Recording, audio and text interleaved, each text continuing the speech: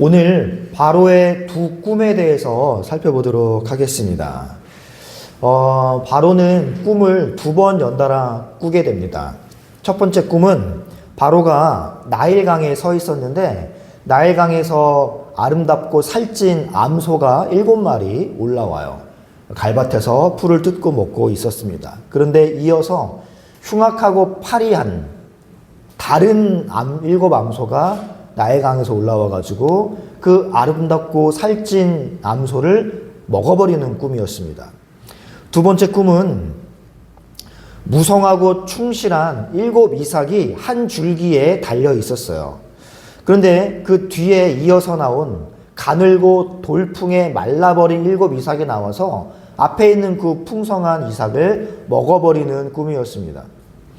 하나님께서는 이 꿈을 어떤 의미로 주셨을까를 오늘 우리가 파악하기를 원해요.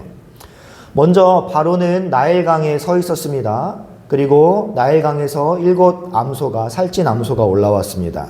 자, 나일강과 살찐 암소는 시사하는 바가 한 가지입니다. 바로 풍요예요. 풍요. 풍요를 상징하는 암소들이 나일강에서 나와서 풀을 뜯습니다. 이게 바로가 꿈에서 본 첫 번째 장면이에요. 이집트는 비가 많이 오는 지역이 아닙니다. 가나안 땅은 하늘에서 비를 내려 주어야만 먹고 살 수 있어요. 거기에는 하수가 없기 때문입니다. 그래서 가나안 땅에서는 하늘에서 비가 와야만 내가 해결할 수 있기 때문에 하늘을 바라보고 살 수밖에 없는 천수답이 답인 그러한 땅입니다. 하지만 애굽은 하늘에서 비를 안 내려줘? 그럼 우리에게는 늘 규칙적으로 범람하는 나일강이 있어. 그래서 이것 때문에 삼각주가 형성되고 우리는 거기에서 물을 얻으면 돼 라는 마음가짐 때문에 하늘을 바라보지 않는 땅입니다. 따라서 나일강은요, 풍요의 상징이에요. 풍요의 상징. 나일강에서 정기적으로 일어나는 홍수가 아니라면 이집트는 모두가 기근에 시달릴 것입니다. 하지만 이 나일강은 정기적으로 범람을 하는 거예요. 하늘에서 비가 오지 않아도 나일강은 늘 마르지 않은 그런 강이었습니다.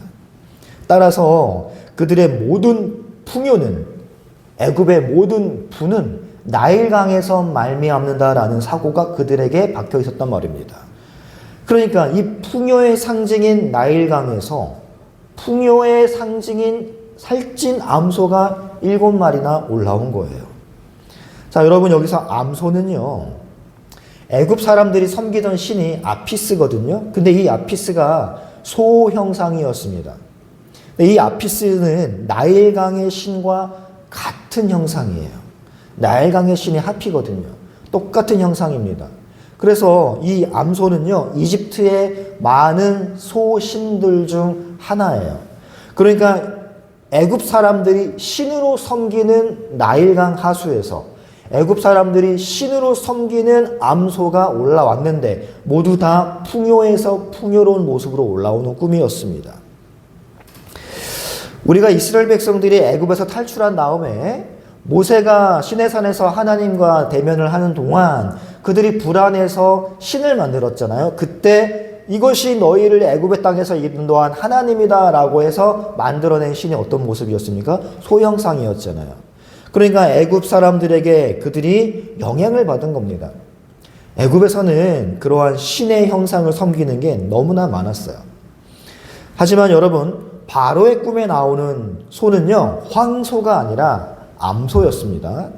암소라면 성경적 의미도 우리가 간과해서는 안 돼요. 자, 성경에서 암소가 나오는 몇 가지 예들이 있는데요. 첫 번째가 뭐냐면 블레셋 사람들이 이 법궤를 돌려보낼 때 암소가 이끄는 술에 매어서 보냈잖아요. 거기에 암소가 또 등장하고, 또 두 번째 호세아에서는 이렇게 이야기합니다. 4장 16절 함께 읽어볼게요. 4장 16절 시작.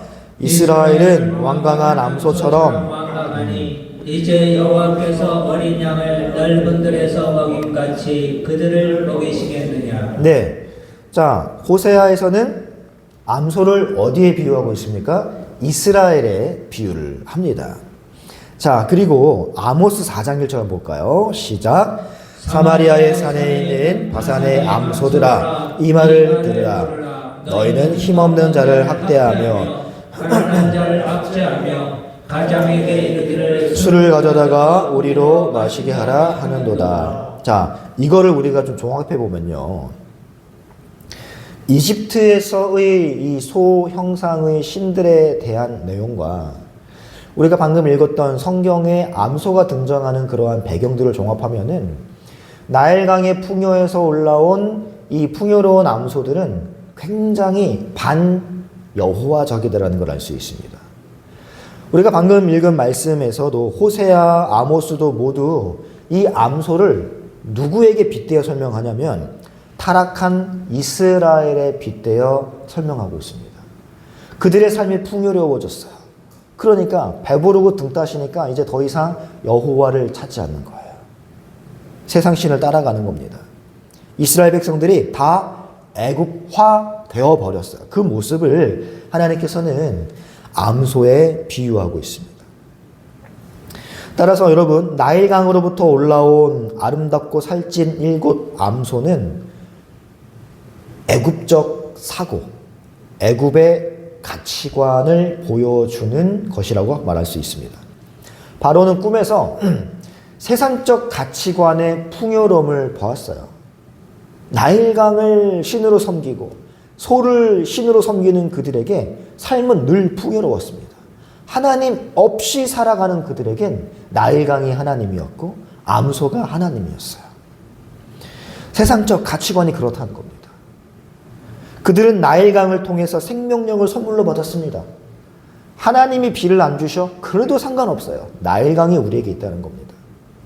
그래서 나일강을 그들은 자신들의 생명을 책임져주는 신으로 섬기며 살아갔습니다. 거기로부터 풍요와 다산을 상징하는 암소가 올라오네요. 굉장히 길한 꿈이죠. 바로에게 있어서는. 그런데 하나님께서 바로에게 이 장면을 보여주신 이후에 곧바로 어떠한 꿈을 주시느냐면 흉악하고 파리한 다른 7 암소가 올라와서 이 바로가 만족스러워하던 살찐 암소를 다 먹어치워 버립니다. 같은 나일강에서 올라와요. 살찐 암소도 나일강에서, 파리한 암소도 나일강에서, 바로가 그토록 풍요의 상징으로 여기는 나일강에서 처음엔 살찐 것이 올라오더니 나중엔 말라 비틀어진 것들이 올라옵니다. 근데 이 말라 비틀어진 것이 살찐 것들을 다 먹어치워 버리는 장면을 함께 보여준 거죠. 하나님께서는 이 꿈을 통해서 바로에게 또 독자인 우리에게 무엇을 말씀하시려고 하는 것일까? 이 꿈은 요셉의 해석처럼 1차적으로는 성경의 기록대로 7해 풍년 뒤에 7해 흉년이 올 것을 보여주는 것이기도 합니다. 하지만 이 7해 흉년이라는 것 자체가 사실은 나일강의 풍요를 부정하는 거예요. 나일강의 풍요의 신인 살찐 암소를 부정하는 말입니다. 그동안 이 바로는 나일강을 의지했고 암소신을 의지하며 살았어요. 그동안 너무 풍요로웠습니다. 그런데 이전에 없었던 흉년이 나일강으로부터 비롯될 것이라는 꿈입니다.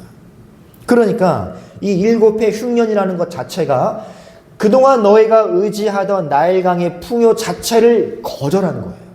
거부하는 겁니다. 바로와 애굽 사람들은 그들이 나일강을 숭상하고 살기 때문에 그 신격화된 그 나일강이 자신들을 언제나 책임져 줄 거라고 찰떡같이 믿고 살았습니다. 지금까지 나일강은 자신을 배신한 적이 없어요. 나일강이 마른 적이 없습니다. 나일강 때문에 자신들은 풍요롭게 살았어요. 그래서 그들은 나일강을 믿으며 살았습니다. 신앙하고 숭상하며 살았어요.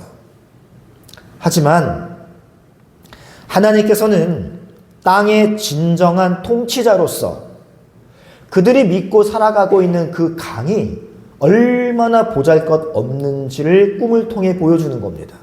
아무것도 아니라는 거예요.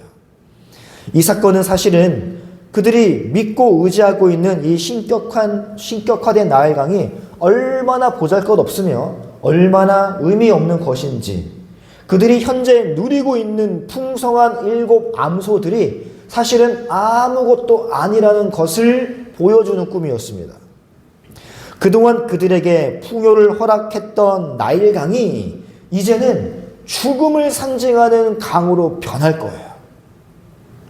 나중에 여러분 우리가 출애굽기도 살펴보겠지만 하나님께서 모세를 통해서 나일강을 뭘로 변하게 하셨습니까? 피로 변하게 하셨어요. 하나님은 그들이 생명으로 여기고 있던 나일강을 피, 곧 죽음의 상징이 되게 만드신다는 거예요. 하나님께서는 세상이 생명으로 여기고 있던 거기에 진정한 생명이 없다라는 걸 오늘 본문 바로의 꿈과 모세의 지팡이를 통한 기적을 통해서 독자인 우리에게 보여주시는 겁니다.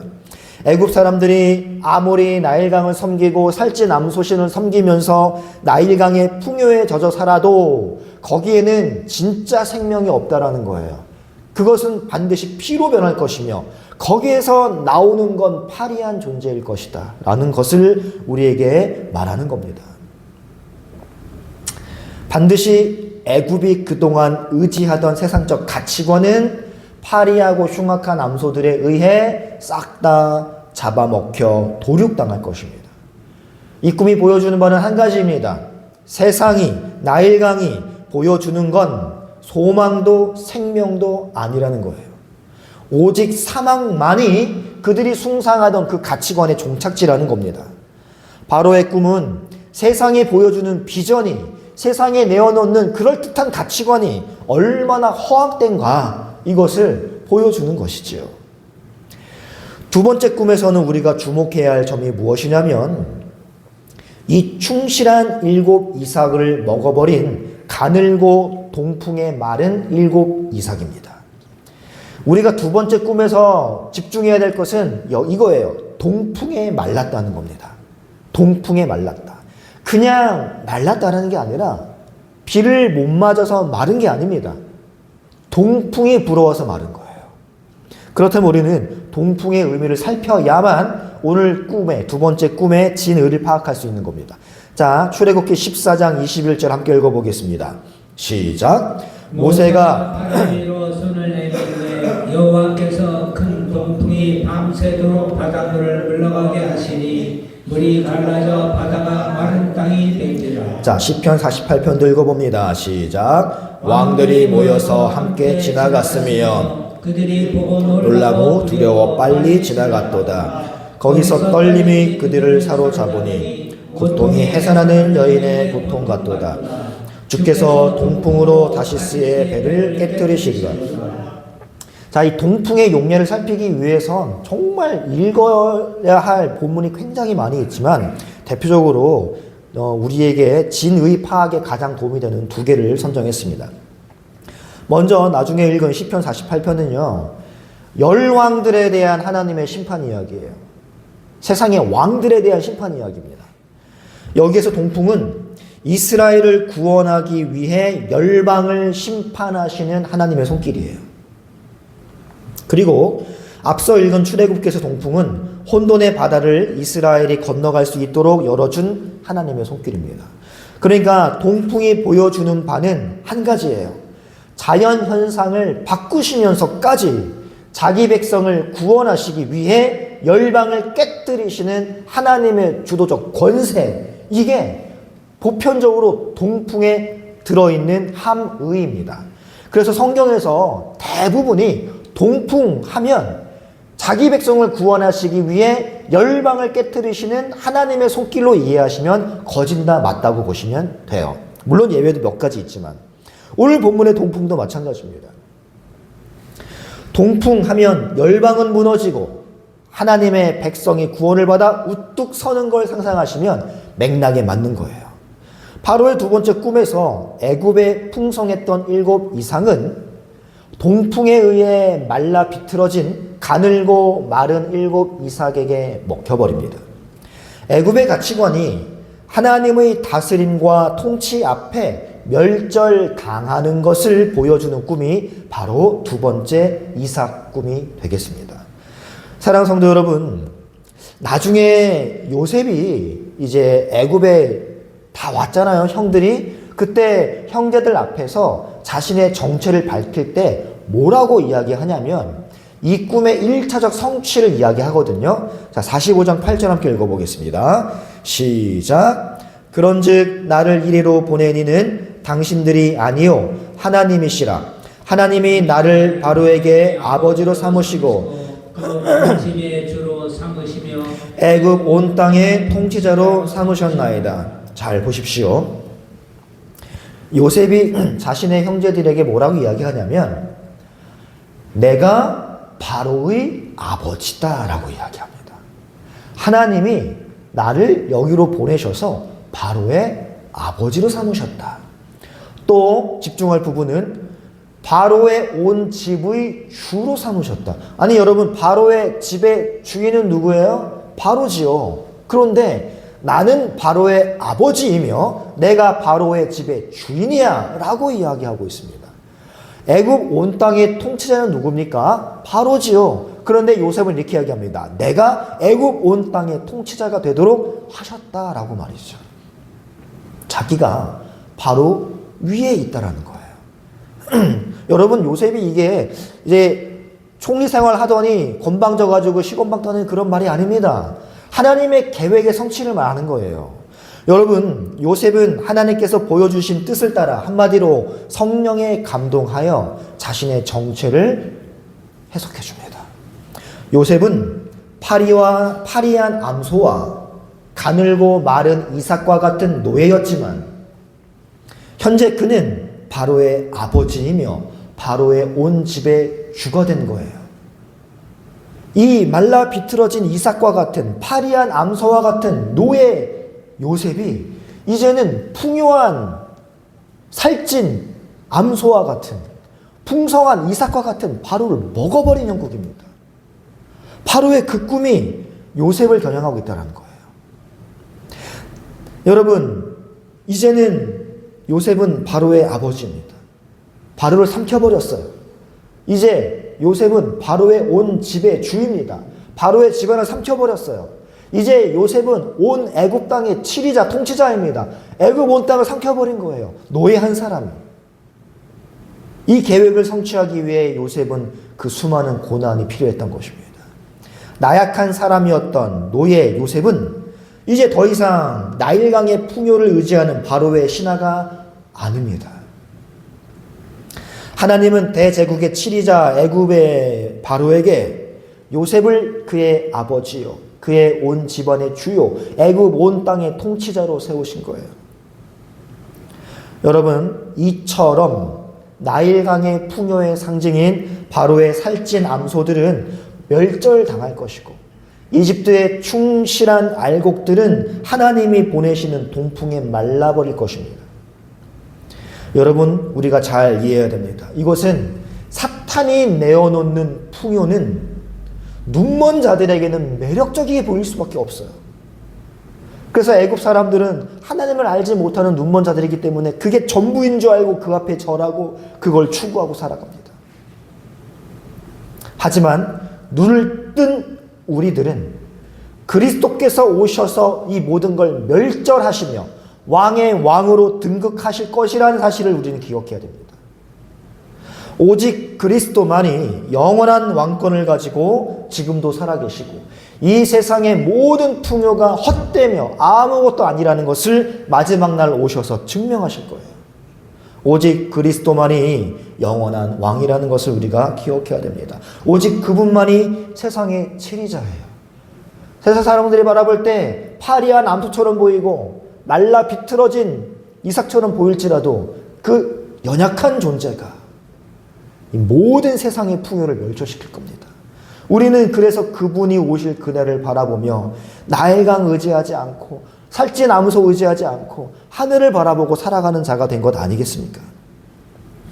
사랑하는 성도 여러분, 세상의 가치가 아무것도 아님을 깨닫고 하늘의 삶을 살아가는 우리 모두가 되기를 축복합니다. 우리는 성령께서 우리 안에 침투해 들어오셔서 불가항력적으로 은혜를 부어주시어 눈을 뜨게 하신 분들입니다. 근데 여전히 나일강에 침을 흘리며 살찐 암소가 나에게 풍요를 줄 줄 알고 그 앞에 절하는 삶을 사시겠습니까? 우리는 그러한 삶에서 이제 떠나 하늘을 바라보고 하나님을 의지하며 나일강에 내어놓는 세상의 헛된 풍요는 반드시 피, 곧 죽음이 될 것임을 내다볼 줄 아는 사람이 되어야 합니다. 우리는 그러한 가치관에서 벗어나 우리의 삶을 산제물로 하나님께 바치면서 살아가는 모든 성도들 되시기를 말씀으로 축복합니다. 우리 찬양하고 함께 기도하겠습니다.